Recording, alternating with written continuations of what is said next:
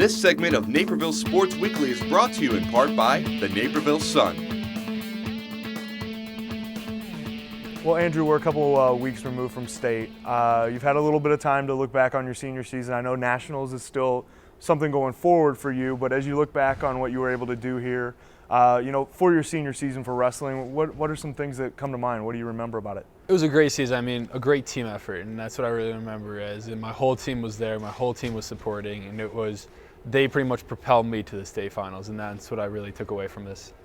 Fourth place the 2 years prior to this year, finishing runner-up. How much did that kind of prepare you and kind of motivate you to get back to Champaign this year and to make it to that final match? It was kind of funny. I mean, I've been there. I know what it takes, and it was even funnier when Coach Rudiger came up to me and goes, "I know you've been down in the finals. I know you've placed, but you've never been in that championship walk." And I mean, he said it all right there. I mean, walking and doing the parade of finals, I mean, you looking up at 10,000 people looking down at you, I mean, the greatest feeling in the world.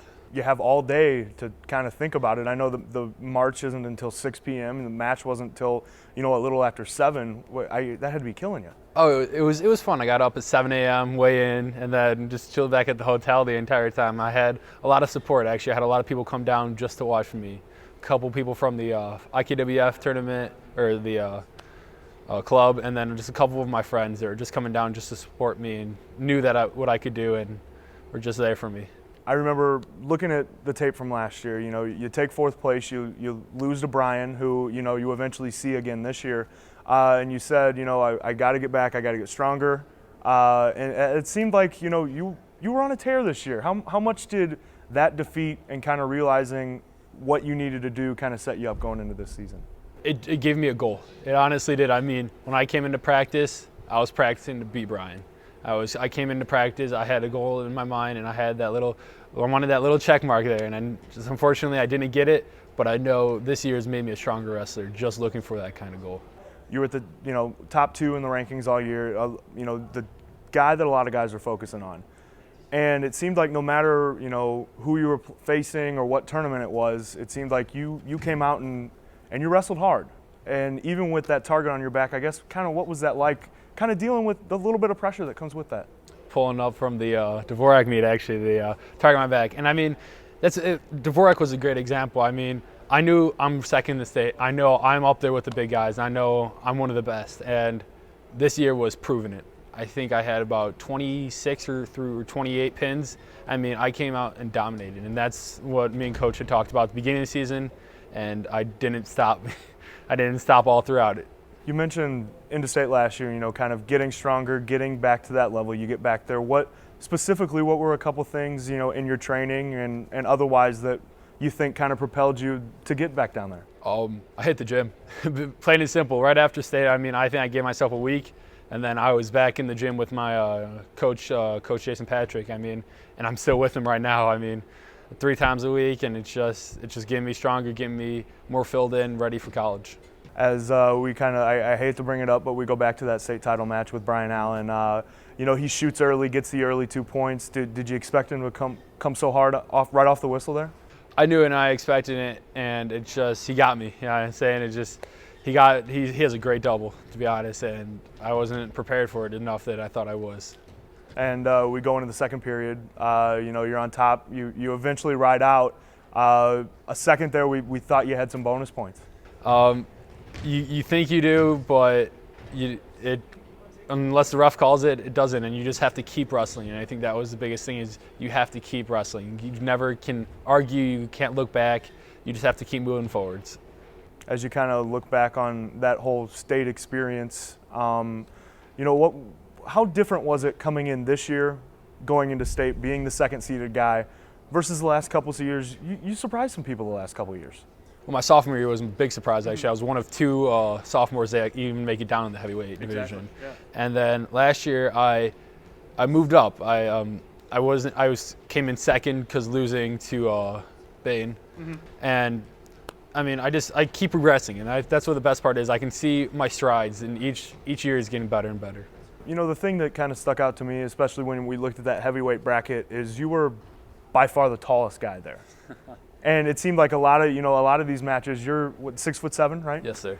You got these long legs. What's it like kind of in a sport that's dominated by leverage to be one of the tallest guys out there? It helps. It honestly is it's a great aspect that is my wrestling, and I've used it all to my advantage, as you can tell. But it depends. When you're wrestling a shorter guy, I mean, you have to watch out for kind of the throws and such like that. But it really helps me, gives me an advantage just to reach guys and be able to ride them on top.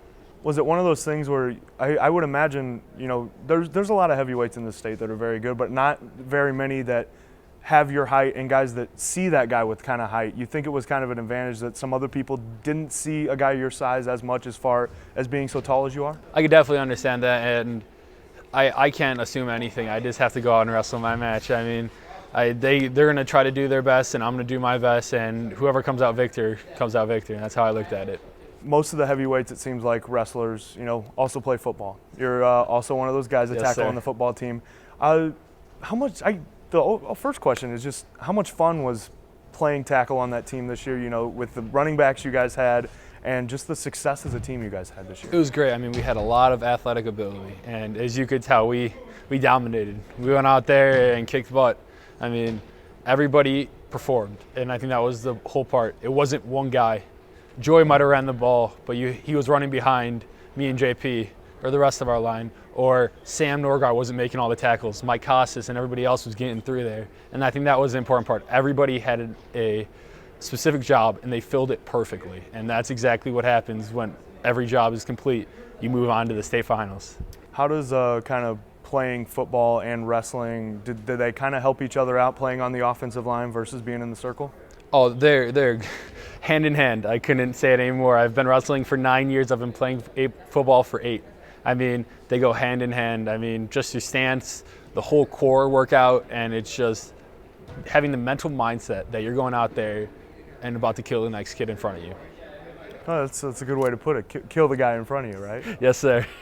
When you kind of look back on this football season, the two things, and really the season even before that sticks out is the games with Waubonsie. They get you guys at North Central last year. You guys get them twice this year.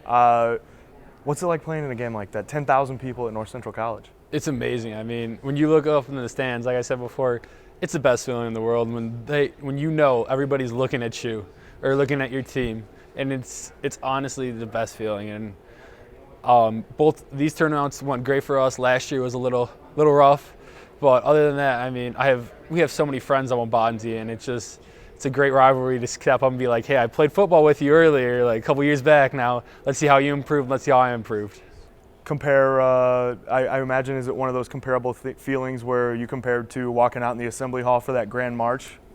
Yeah, when you're stretching, warming up for that game out there, and you're looking up, and people are just screaming, enjoying themselves, and it's what you're there for. Mick Rudiger, your coach, that name is synonymous with Illinois wrestling in the state, high school wrestling. What's it been like having this Coach Rudiger here the past 3.5, 4 seasons as you wrestled under him? I imagine he's imparted a couple things on you. Exactly. One of the funniest things, though, is there's always a Rudiger watching.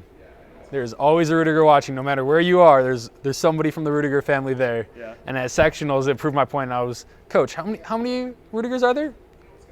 8 or 9. Just sit in the stands watching his nephews wrestle or something like that. I mean, and that kind of exemplified everything. Is somebody's always watching you. Somebody is always there and always watching what you do, how you act, or how you perform. And I think that's what's really given me the strength and motivation is somebody's always looking at you and somebody's always critiquing you or something like that. And why not be the best person you can be so that you can not give them any words of critique against you. This is a relatively young school, young wrestling program, just over 15 years, but this wrestling program has had incredible success. What do you think, makes him as a coach to the level of success that Neuqua has had? Well, just to say this, there's been 8 finalists, 8 people to walk in that Grand March. I'm one of the 8 finally, and it is a great feeling. But I know Coach, if Coach wasn't here, I wouldn't be there. I mean, I came to Neuqua knowing that I was going to have Coach Rudiger on my back and with me just through everything and pushing me and heck, he gets on the mat sometimes and wrestles you. I mean, he won't give you a second break. And I mean, that's what really pushed me through and got me to where I am today. Well, Andrew, as you put it, you come in as a freshman on varsity. The four horsemen, Andy Spangler, Nick Proctor, Matt Cavaleris, and Alex Cheezick, they, had kind of built something here and really were the guys for this team. I guess, what was it like kind of experiencing those guys? What did they impart to you? Well, actually, Alex Cheezick is the guy who got me into wrestling as a fourth grader. Really? Honestly, his mom babysat me as a little kid, and actually his younger sister's my grade.